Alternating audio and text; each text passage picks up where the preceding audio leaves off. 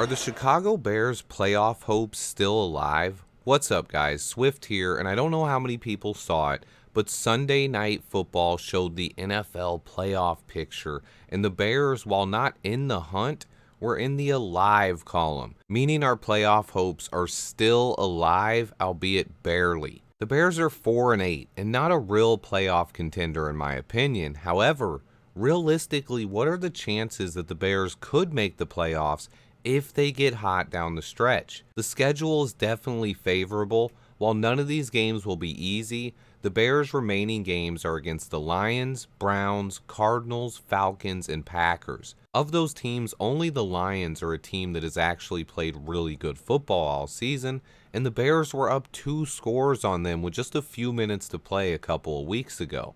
The rest of the teams on our schedule are certainly beatable, but it comes down to how this team plays, especially against the Detroit Lions. A lot of these losses are on the coaches and mistakes made by the players. They've made a lot of mistakes this year, blown leads, and given away games.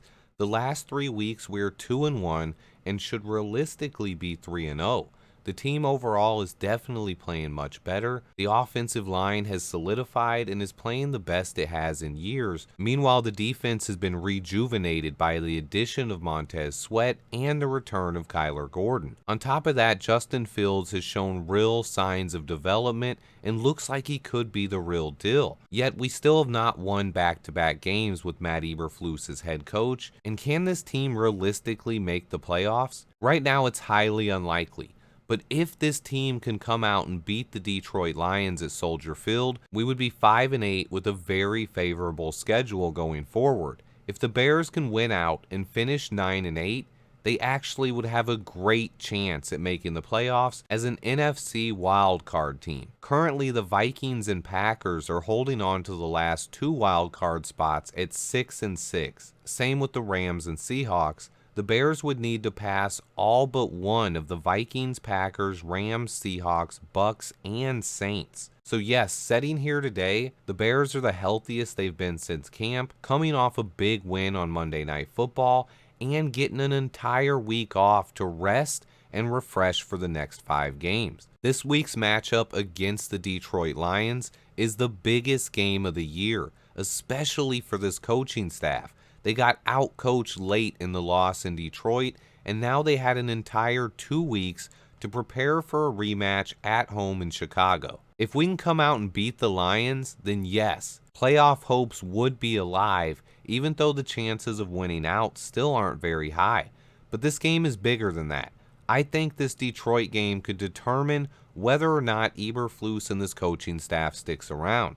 If Dan Campbell and Ben Johnson out-coach them, after our coaching staff had an entire extra week to prepare for the matchup, then I think it'll become clear that we need new coaches in Chicago. This is a huge game if the Bears want any chance of making the playoffs. This is a must-win. Pretty much every game remaining would be a must-win, but it starts here at home against the division-leading Detroit Lions. Matt Eberflus has yet to string together back-to-back wins, so expecting 6 straight wins to close out the season is a tough task, but certainly not impossible.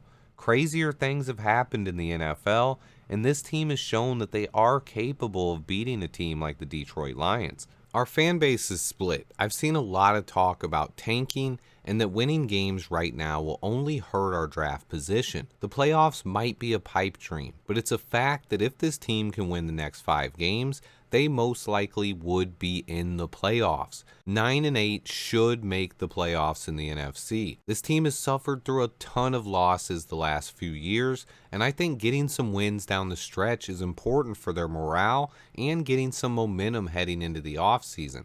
On top of that, we have zero reason to tank when we already have the Panthers' first-round pick next year, which could be number 1 overall, but is very likely going to be a top 2 pick. This team is easily in the best position it's been in the last decade heading into the offseason. The question is, what's more important now? winning a few games at the end of the season, or having better draft picks next year. I understand perfectly why some fans want to root for the team to tank, especially if it raises the chances of cleaning house with a new coaching staff this offseason. But to me, I think the young players on this roster need to continue learning how to close out games. The importance of confidence cannot be understated, and while I don't always buy into momentum carrying over from season to season, especially when there's so much roster turnover in the NFL, but I do believe this is a rare situation where I think it can really benefit the Chicago Bears going forward. There shouldn't be as much roster turnover this offseason. There will definitely be some, with a lot of pending free agents, high draft picks, and cap space, but the majority of the starting lineup should return in 2024, and I think getting some wins could definitely carry over into next season.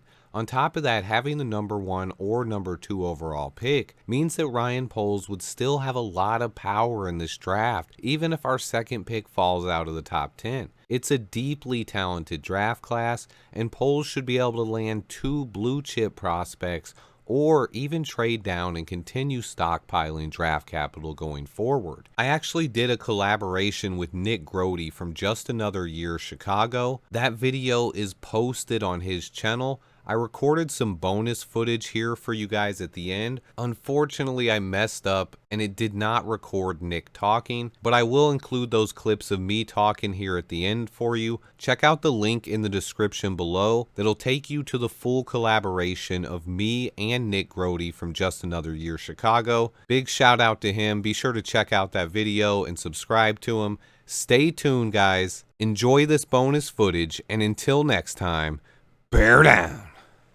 People have seen that we are alive for the playoffs now. We're not quite in the hunt yet, but technically if this team wins out and can win these next 5 games, they should get in the playoffs at 9-8 with how weak the rest of the NFC is outside of the big 3 or 4 teams. But to still be alive at this point in the season is kind of a testament to just how bad the NFC is, in my opinion, because I think we should be 6-6. We've blown 2 games.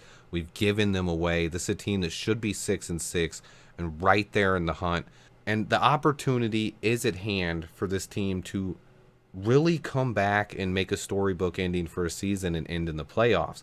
And like you, I do believe if we can beat Detroit, that it is possible. I couldn't be more excited, but it's just crazy how people think that just drafting a quarterback is the answer, and that, hey, if we draft a quarterback, we get this rookie contract. And it's like, do you guys not remember Rex Grossman's rookie contract and Mitch Trubisky's rookie contract and Cade McNown? It's like, rookie contract doesn't guarantee you anything. You have to have the right quarterback, and I see a lot of the same problems with Caleb Williams and Drake May magnified and worse. And then when you look at Caleb Williams, I think he's going to compare more physically to Kyler Murray. He's going to be a smaller, shorter quarterback that I think in Chicago could potentially get killed. So I love your take there, Nick, man. I'm 100% with you on that one. I want to keep Justin Fields, build around him, and bring in Marvin Harrison Jr. as the guy I want.